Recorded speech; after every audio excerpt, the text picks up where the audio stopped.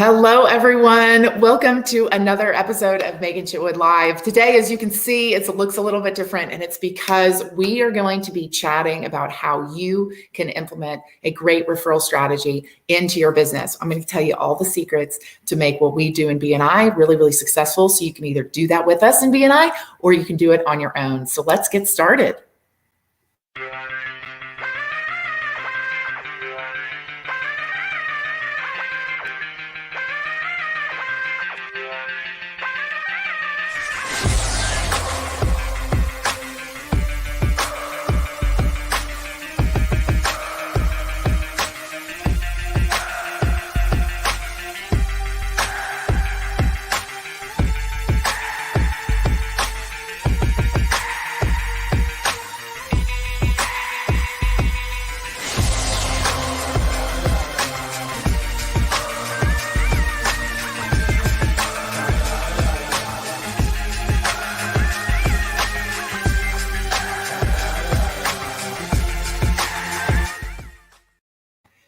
As you know, you can catch us every Friday at 10 a.m. Central Time on Facebook, Twitter, YouTube. Also, you can catch the replays on LinkedIn as well as Instagram. So be sure to subscribe, and then you will be able to know exactly when we have new content on a regular basis. So thank you so much for being here. This is going to be content you are going to want to share with every BNI member you know. So go ahead and plan on clicking that share button if it is available to you to share this information, because I think it's going to be really important for everyone to understand the big picture of setting up a referral-based system within your business.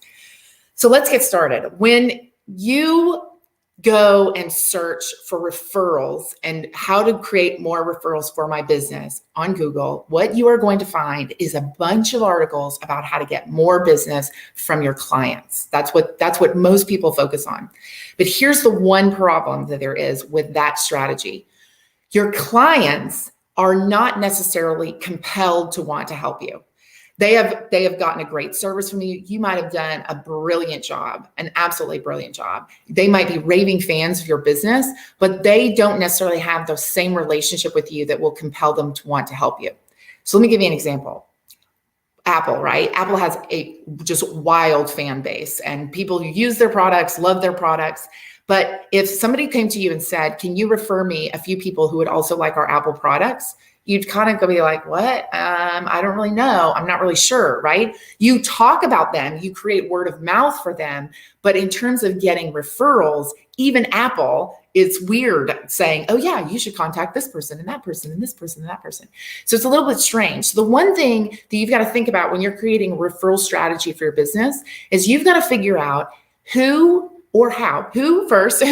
can I compel to want to help me be successful in my business? And then how do I actually do that? And that is what this is all about. It is about not getting necessarily referrals from your customers, but it's about building relationships with people in your community who feel compelled to help you. So when you do say, hey, I'm looking to meet this person, they're very comfortable with it.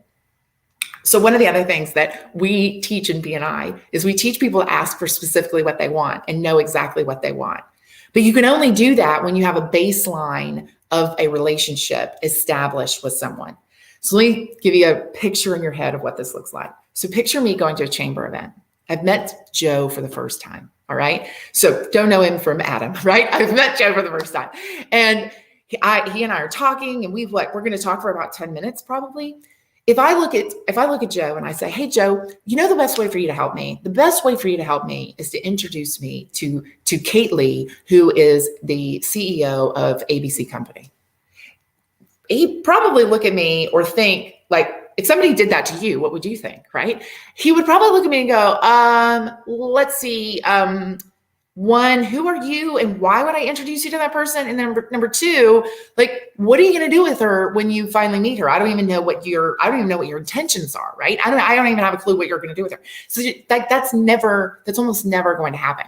Now, it could happen if she's in the room and someone says, oh yeah, she's right over there, but they're not going to put their credibility on the line to make that introduction, which is why you want to create relationships with people that question or that comment or that ask is not weird. Okay. So that's not weird.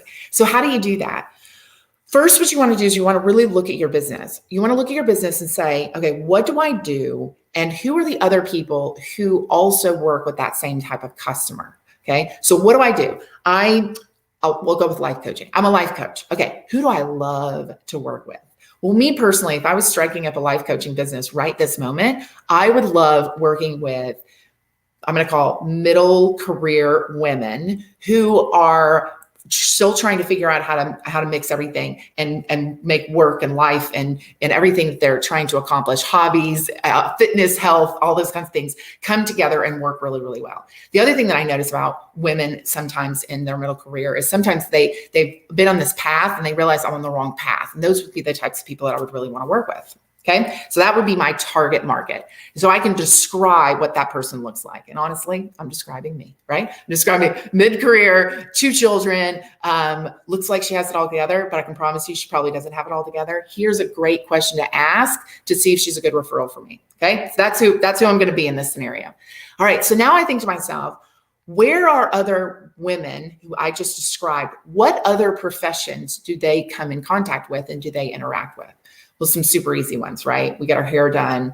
A lot of us have cosmetics, some things, might have a cosmetic professional that we work with. We might get facials to try and do that. Because I can't ever do anything without accountability, they might have a personal trainer if they're really successful. They might, those are kinds of people that would be around them and would be able to ask a question that would lead to understanding if they're a good client for me. Those are all people that I need to build a relationship with. Okay. That's my list, right? That's just starting off small. That's my list. I need to talk to a personal trainer who likes to focus on the same clientele that I'm looking at, cosmetics and skincare professionals, that same clientele, hairstylists, same clientele. That's going to be the people that I go out and say, okay, those are the kinds of people that I need to meet. I need to create a relationship with, and I need to say to them that this is what my goal is within my business, and I want to help you reach your goals in your business as well. And so I would love to create a relationship with you where we can both keep each other top of mind on a consistent basis. And then we should be able to pass referrals back and forth with each other because we're really almost always sitting down with exactly the same person. We just need to expand what we might be able to offer them. Okay, sounds simple enough, right? So the first step is for you to sit down and look at your particular business and say, what are the other professionals that I need to have around me who are constantly coming in contact with my ideal client? Okay, my ideal client. Might as well ask for what you want and have a great life with with working with your ideal client on a consistent basis, right? So always think about who are the people that I really, really want to work with, and then build out who else is working with them on a continuous basis as well. Okay, so that's step 1. Step 2 is building the relationship. Relationships are built on visibility, so seeing each other pretty regularly, and really building trust. So building like, know, and trust with someone. And really you need those 2 things to make this whole thing work. Because you and I, or think about it, you've got a friend, right? You've got that friend that you haven't talked to in 10 years. That person probably still thinks you're unbelievably credible. In fact, I just reconnected, it just in LinkedIn. We just, I guess, connected, friended each other, whatever, on LinkedIn. Somebody that I went to high school with, but looking at his LinkedIn profile, I'm like, wow, he has done so many things in his life. We've not been in high school together for a very, very long time, but that's a great example, right? He has credibility with me just because I read his resume and I knew who he was back then. It would be really quick for me to sit down, talk with him, and us get back to like, know, and trust pretty quickly. But here's the problem. Has that guy thought of me in the last 20 or something years, right? No, he hasn't at all, because I've had zero visibility. He didn't even know if I was in the state for crying out loud, right? I had no visibility. So you have to have that like, know, and trust, and you have to have that consistent visibility. So to build that relationship, the agreement you guys need to make is, okay, I want to get to like, know, and trust you. I want you to be the person who I refer all of my clients to. So anytime I have a client that needs your product or service, you are going to be the go-to person for that I'm going to offer. And then to now we've got this established of okay, this is where our relationship is going. And now it becomes, what are all the things you need to know about me to feel comfortable passing me business? And what are all the things that I need to know about you to feel comfortable passing you business?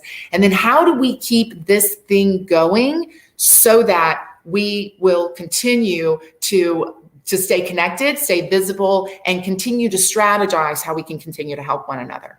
That's really the key. So you've got to sit down with that person and think through what are all those things that we can do.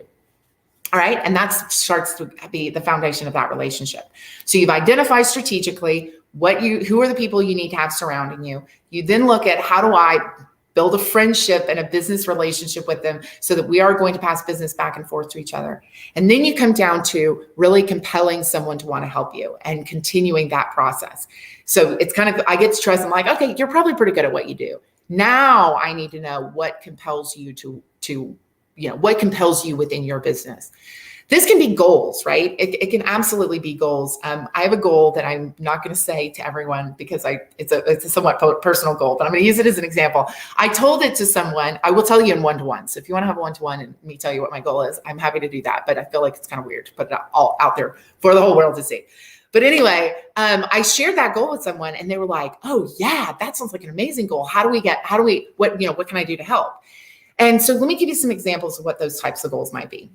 One, it might be my family has never my family's never had a college graduate. I want to put all of my children through college and I want to pay for it. That's an awesome goal that I can totally get behind for you. One that happened to me several years ago was there was a Mary Kay consultant who was going for the Cadillac. She told me she was going for the Cadillac and I was like, right on, what can I do to help? That is like the pinnacle of Mary Kay is to have the Cadillac. So what can I do to help you with that? There are others that I've come across, several that have children with disabilities that they then need to think about, how can I create this legacy so that my child is going to be taken care of throughout the rest of time and beyond me being here, right? That's a super easy one that I could get behind as well. So if you think about what is the thing that you're trying to accomplish that would motivate others to really try and help you. Sometimes that's also your story. One of the best stories I ever heard was several years ago in BNI. She was a florist. She was a florist who used silk flowers, which was really interesting because I have really good relationships with several florists that don't use silk flowers. And I asked her how she got into the business. And I'll make a long story super short. She lost a child. And I can't even imagine what it would be like to lose a child, but she lost a child and she was going through this grieving process. She became very reclusive. She just didn't know. She was really having to work on how do I move forward. And she said, she asked the God, the universe, whatever you believe in, she asked just over and over again, like, bring something to me that's going to help me through this. Bring something to me. And it just so happens that someone brought a bunch of silk flowers, dropped them on her dining room table and said, like, here's some flowers and see what you can do with them. And she created a beautiful arrangement with these silk flowers. And she said, and that was when I realized that I wanted to do this. And on top of it, if you think about someone going through such a torturous time, like losing a child, sometimes it's just the flowers that can be something special that picks them up and so on and so forth. And so then she says to me, so what should I do for my first feature presentation? And I was like, are you kidding? You tell that story. Like, everybody in the room is going to want to help you after hearing that story. Like, I want to help you. I'm going to fall all over myself helping you after hearing that story. So sometimes it's your personal story and why you got the business started. Sometimes it's the goal you're trying to achieve. Sometimes it's what you want to do to serve the world and what you overall think your mission and vision in your life is. But figure out what is that thing that you can share that can really compel people to really want to help you. And once you have those things, then it's the consistency of keeping that relationship going, keeping that conversation going, and starting to create a good referral flow between you so that you can continue to work with that person on a continuous basis. In a subsequent show, I'm going to talk about the 7 steps to a referral that will help you understand kind of how do you train that person to really be able to give you referrals. So that'll be on my next show next month. My next one-to-one show next month will be what does that referral process look like, and how do you move forward within it so that you can make sure that referral flow stays tight, and you know exactly how to train them on how to get you really good referrals as well. So Now I want to shift gears a little bit, and I want to talk about this. If you want to go bigger with this, I kind of talked about a smaller group of people. And if you want to go bigger with this and you want to create a referral group, so that's what we do in BNI, right? Was we create referral groups. But if you wanted to create a referral group for yourself, what would that actually look like? So there are 3 secrets that make BNI unbelievably successful, and I'm going to share those with you. So the first secret is what we call the connector effect, or in other industries, it's called the network effect.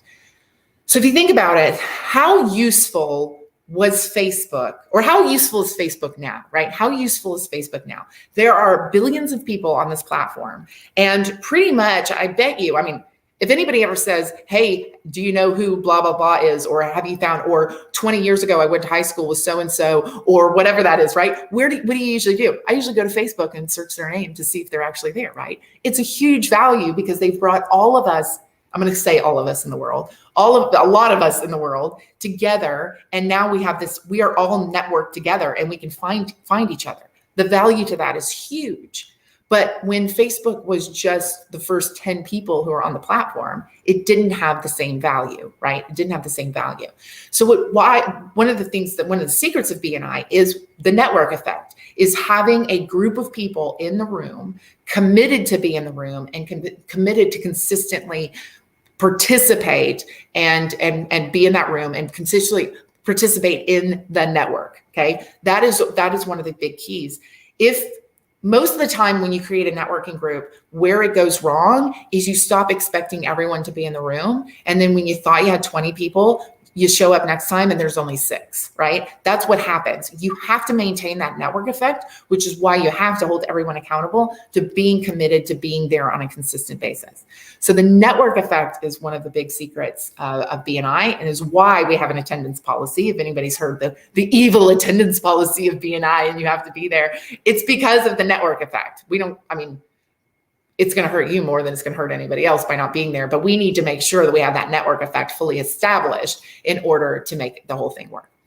Second one, all right? The second one, which is also really, really key, is that we make passing referrals fun. We actually have a scoreboard. We have a place where we can celebrate all of the things we've been able to accomplish with each other. And that is our BNI Connect mobile app. We look at how many one-to-one meetings, which is relationship building meetings. How many relationship building meetings are we having? Because relationship building meetings lead to referrals. How many referrals have we given? How many referrals have I gotten through my exercise with BNI? And then the one that I love is how much business have I actually made from the referrals that I've received. So we track all of that and we make that fun. We look at it every single week and how much have we accomplished for each other, and have we accomplished more, or what's our next milestone? There is nothing like looking at a group of people talking about how they've made $1 million in the last year. Or even better yet, we have one chapter right now. I just visited them, which is why they're top of mind. Since October, they've passed over $5 million worth of business to each other. That's to each other. And that part is really fun because you know it's working. And even on an individual basis, when you look in the mobile app on the very first home screen, you get to see exactly how it's working for you, how much I've given, how much I've gotten, and all of that information is right there at your fingertips for you to see. And then also with that, it starts making giving referrals really fun. So I recently read an article about how every time you help someone else, you get an adrenaline rush, you get an endorphin rush, hormones. I don't know about all of that, but nonetheless, it makes you feel great, right? You get this feel good feeling because you've helped someone else. Well, now you get to review all the help you've given to people, not only in the last year that you've been a part of it, but for some who've been in we have one guy who's been in since 1997. I wasn't even here yet, but 1997. He can go in and from the lifetime of us tracking all of this, he can see the lifetime of what he's been able to give and get within BNI. And if you think about the impact of all of the people that helps with every single referral that you pass, you can actually quantify the impact you are making in the world by just looking at that, which is like unbelievably awesome. So I love the fact that we track it. We know how much we're winning. We know if we're getting better every day. We know, like I said, that we know that in Northern Alabama, we passed over $38 million worth of business amongst the BNI members just in Northern Alabama. And I love the fact that I get to be a part of all of that. So that's super fun that we get to track our scoreboard. And then the last one, The last one gets a little bit of a bad rep, and it's our system. So I love a good system. I think it's probably because I am a very high personality, which means that I am unbelievably disorganized. So to be anything and get anything accomplished, I have to have a system that I work within, because naturally I would be a disaster.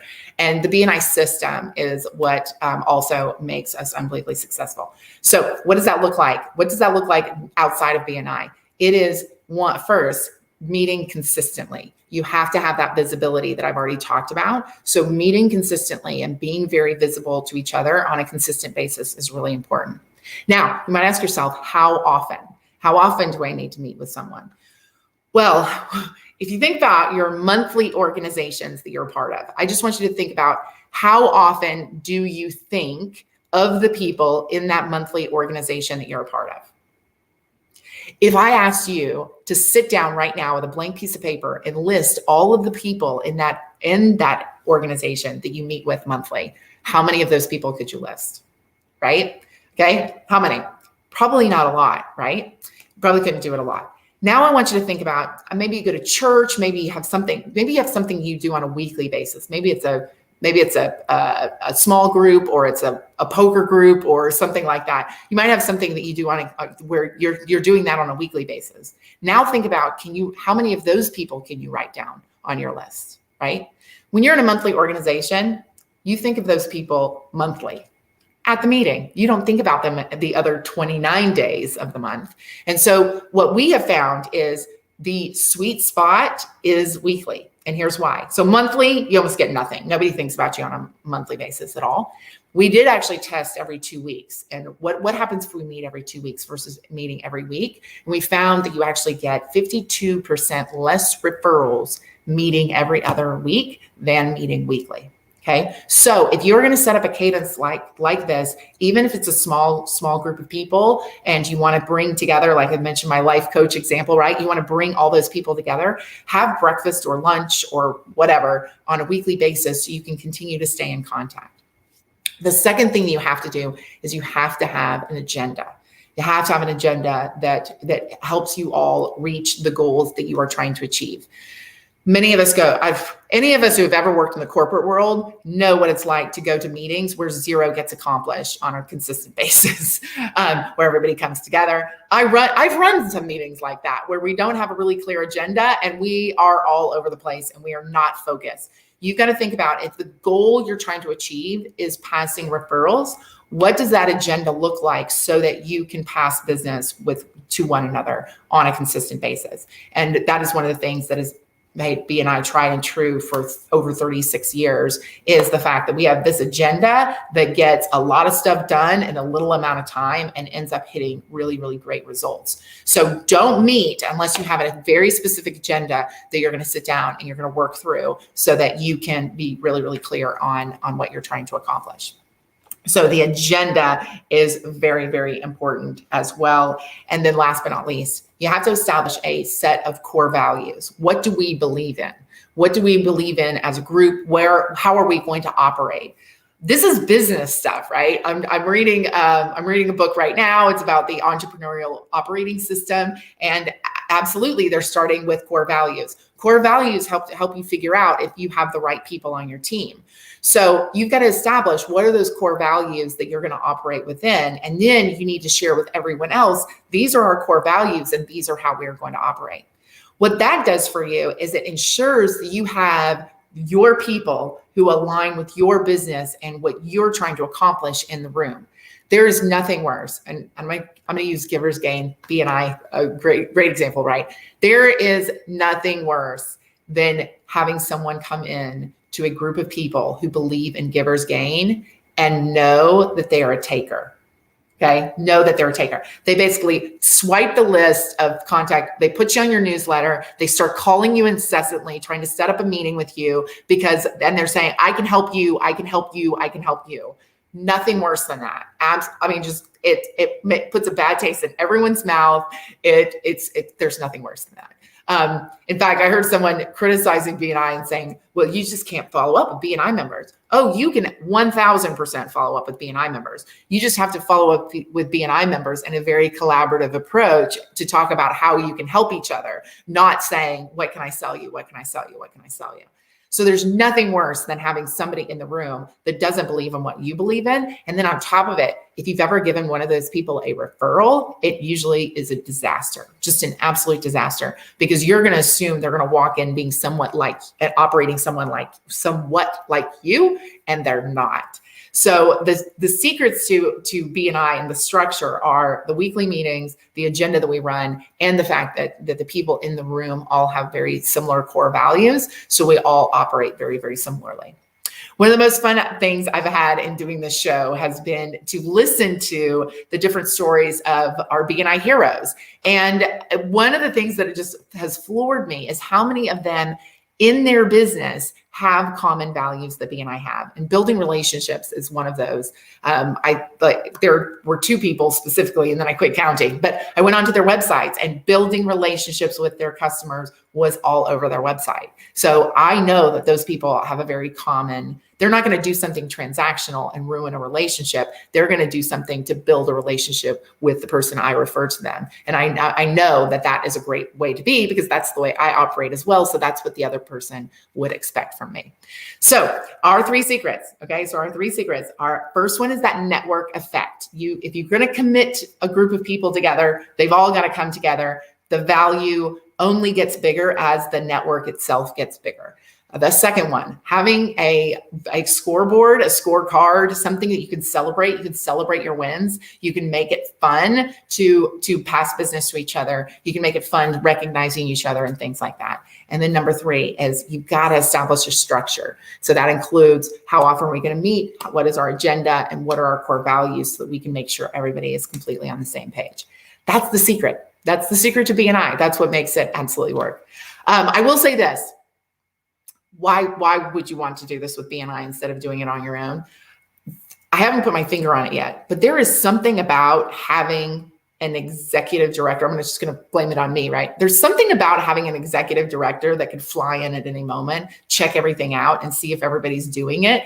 That adds an undercurrent, I think, of accountability that helps people say, like, I'm not being a jerk. I'm not being a jerk about you being here on a consistent basis. It only works if you're here on a consistent basis, and oh, by the way, this system that we have bought into says we have to do that. And so we have to do that. So there is something about that, as opposed to just Megan coming in with her friends and saying, I need all of you to be here on a consistent basis. There's something weird about that I'm not really sure of. I haven't quite put my finger on it, but it just always seems to be able to more consistently work inside a structure like we have than outside that structure. So if you're just tuning in, go back to the very beginning for sure. We talked about, again, building a group of people who are compelled to want to help you is how you are going to get referrals. And then basically was able to share with you all the ways that BNI has been able to really make that work by sharing with you our three specific secrets to that. So hopefully this helps you kind of understand what you're going to want to do if you do want to create a referral based element to your business and really use referrals as part of your overall strategy. And then of course, as always, if you would like to just plug into BNI, make it a little bit easier for yourself, and we'll teach you all the systems, the agenda, the whole thing. We're more than happy to help with that as well. So hopefully you found something really useful out of this today. And I love just kind of sitting down with you with a proverbial cup of coffee and chatting about how to make your business even stronger. So with that, next week we come back with our more BNI heroes, Brian Bell. Brian Bell is in lighting. He's in LED lighting and helping reduce costs through lighting. But what is really cool that I can't wait to talk to Brian about is Brian has used BNI as a strategy in several different companies. He's used that in several different companies. So he is going to be able to share with us like it doesn't work for one company, it works for multiple ones. So I can't wait to not only hear how he helps his clients, but also how we can all think about BNI as building our own personal brand as well.